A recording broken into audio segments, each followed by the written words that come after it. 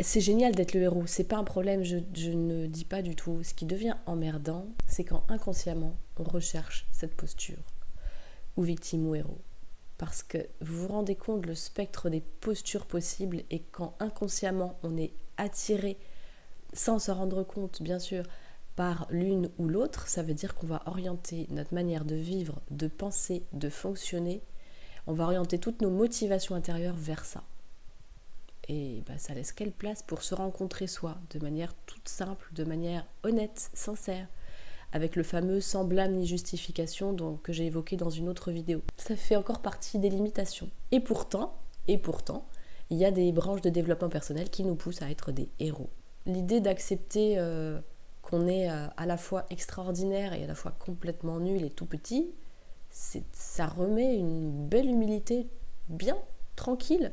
Ce pourquoi on est doué, ou les moments de vie dans lesquels on se trouve être waouh, tout plein de qualités, de trucs qui amènent quelque chose, c'est transcendant, c'est puissant, extra. Et quand c'est pas le cas, on n'en fait pas un drame non plus, quoi.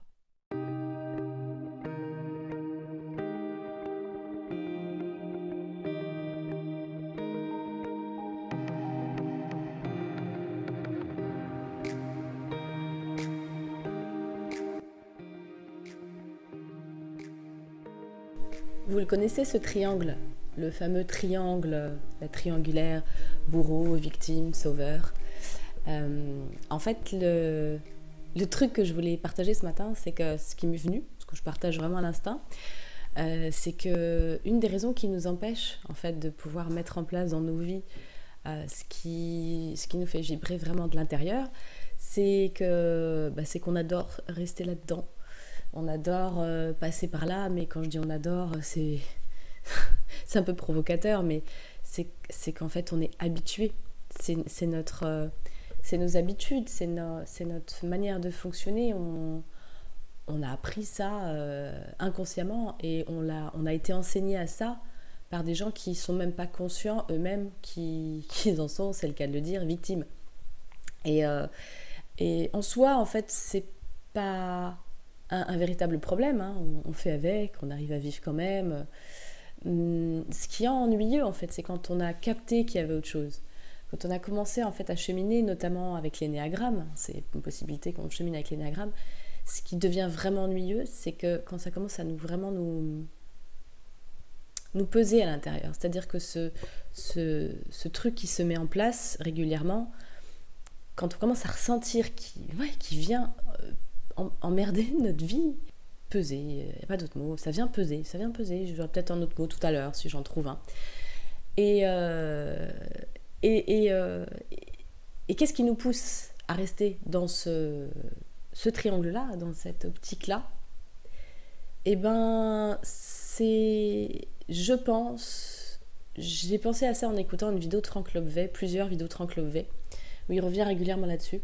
C'est pour être reconnu dans le contexte dans lequel on vit, sociétal, occidental, c'est très souvent qu'on est entendu, reconnu, qu'on peut librement s'exprimer sans être trop emmerdé, sans être trop critiqué, sans être trop stigmatisé. On peut librement parler et on est pleinement accepté quand on se présente dans la posture de la victime ou dans la posture du héros. Ce sont deux postures qui sont super valorisées. Elles sont valorisées. C'est pas que c'est bien ou mal, c'est que le souci, c'est que on passe par plein de postures dans la vie, et si on commence à valoriser des postures plus que d'autres, forcément, qu'est-ce qu'on va faire, nous, en tant qu'humains qui a tellement besoin d'amour et de reconnaissance? On va foncer pour aller coller à ces postures-là.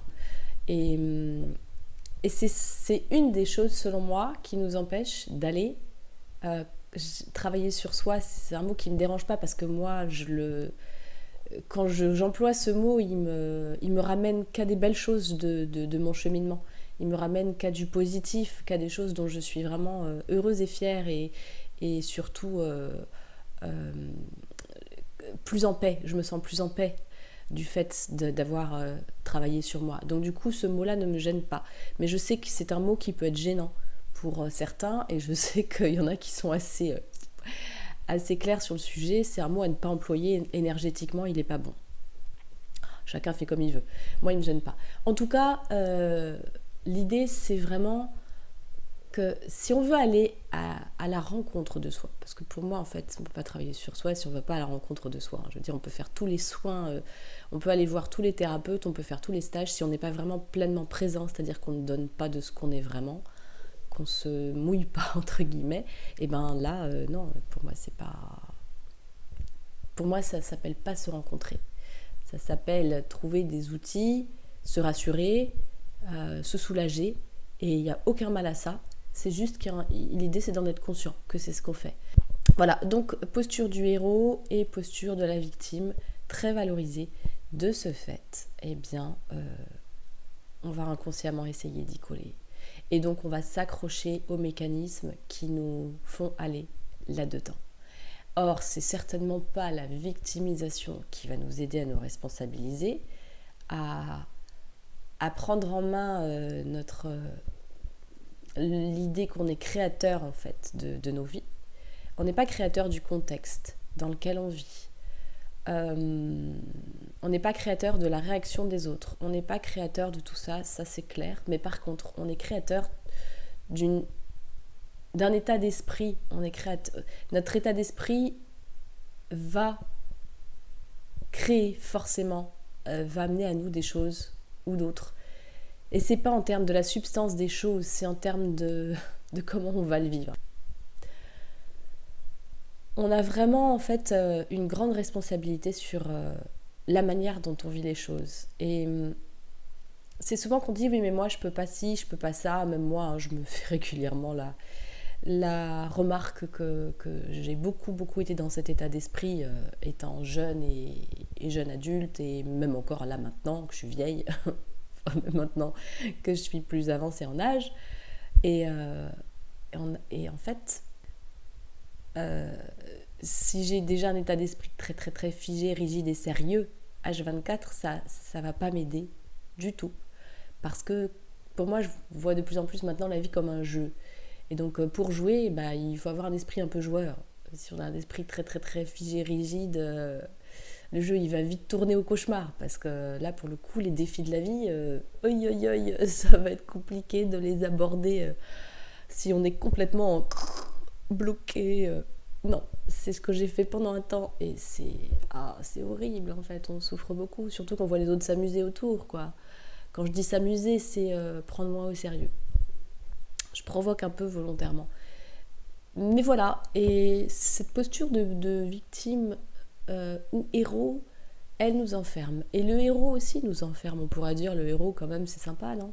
Oui, c'est très sympa le héros, mais il nous enferme avec nous-mêmes et avec les autres. Parce que s'il faut être héros, il faut forcément avoir traversé quelque chose de difficile, il faut forcément avoir une super performance que d'autres n'ont pas. Il faut en fait, il faut donner de soi de manière un peu surhumaine, quoi, quelque part. Hein. Il faut avoir ces preuves d'un courage fou, il faut avoir osé, mais vraiment osé d'une manière énorme. Il faut avoir fait tout ça pour adopter cette posture de héros. Ou alors il faut se sacrifier pour quelqu'un ou pour une cause. Il faut s'oublier, quoi, un peu quand même. Enfin bon, je sais pas. C'est génial d'être le héros, c'est pas un problème, je ne dis pas du tout. Ce qui devient emmerdant, c'est quand inconsciemment on recherche cette posture, ou victime ou héros.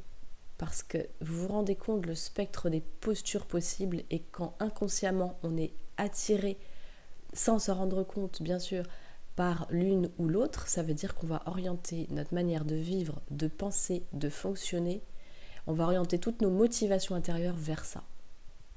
Et bah, ça laisse quelle place pour se rencontrer soi, de manière toute simple, de manière honnête, sincère, avec le fameux sans blâme ni justification que j'ai évoqué dans une autre vidéo, que je vous mettrai dans le descriptif. Finalement, ça nous limite. Ça fait encore partie des limitations. Et pourtant, il y a des branches de développement personnel qui nous poussent à être des héros. Voilà, comme quoi. Voilà, c'était une petite réflexion que je trouve vraiment importante parce que moi, ça m'aide d'avoir pris conscience de ça. Je remercie Franck Lobvet pour ça. Ça m'aide à revenir à la simplicité. La simplicité qui est, moi je suis une humaine lambda, je suis pleine de richesse, de potentiel, de qualité, et je suis aussi pas toujours géniale. Des fois je fais vraiment de la merde, et, entre guillemets, et voilà, je suis normale, je fais de mon mieux, je fais de mon mieux avec le plus de conscience possible que finalement ce que j'amène au monde, c'est ce que je récolte, donc autant que j'amène pas trop de merde quand même, et que quand j'amène de la merde, bah j'ai pas fait exprès, et bah je me rappelle que je suis humaine, et j'essaye en fait de faire autrement, j'essaye de pas, voilà, j'essaye d'en tirer le son, mais pas pour me flageller, pas pour me culpabiliser. L'idée d'accepter qu'on est à la fois extraordinaire et à la fois complètement nul et tout petit, ça remet une belle humilité bien tranquille. Ce pourquoi on est doué, ou les moments de vie dans lesquels on se trouve être waouh, tout plein de qualités, de trucs qui amènent quelque chose, c'est transcendant, c'est puissant, extra. Et quand c'est pas le cas, on n'en fait pas un drame non plus, quoi. J'aime bien aussi, ça me fait penser à Blanche Gardin dans un de ses sketchs, elle dit l'humain, il a cette propension à se prendre ou pour voilà, extraordinaire, ou alors ça y est, je suis vraiment une grosse merde, je suis trop nulle. Et on est à la fois aux deux polarités à certains moments de nos vies, à certains petits passages de nos vies, certains instants. J'aime bien ce mot instant. Ça, c'est mon ami Philippe qui parle d'instant. L'unité de temps, c'est l'instant.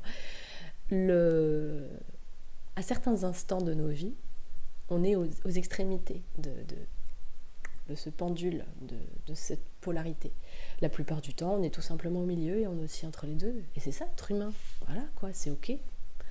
Donc, héros ou victime, c'est ces fameux extrêmes qui sont très enfermants parce que ça nous empêche de rencontrer toutes les autres teintes qu'on peut expérimenter. Une fois qu'on a bien expérimenté le héros et la victime, déjà on doit être un peu fatigué. Donc ça peut être sympa d'aller voir d'autres postures et de prendre conscience à quel point on oriente nos schémas de pensée, on oriente nos comportements, on oriente nos mots, on oriente nos journées vers ces postures. C'est peut-être pas le cas, mais ça peut valoir le coup d'aller regarder. Voilà, à très bientôt, j'espère que ça vous a rapporté une nouvelle petite étincelle de réflexion sur aller vers la rencontre avec vous-même. Ciao.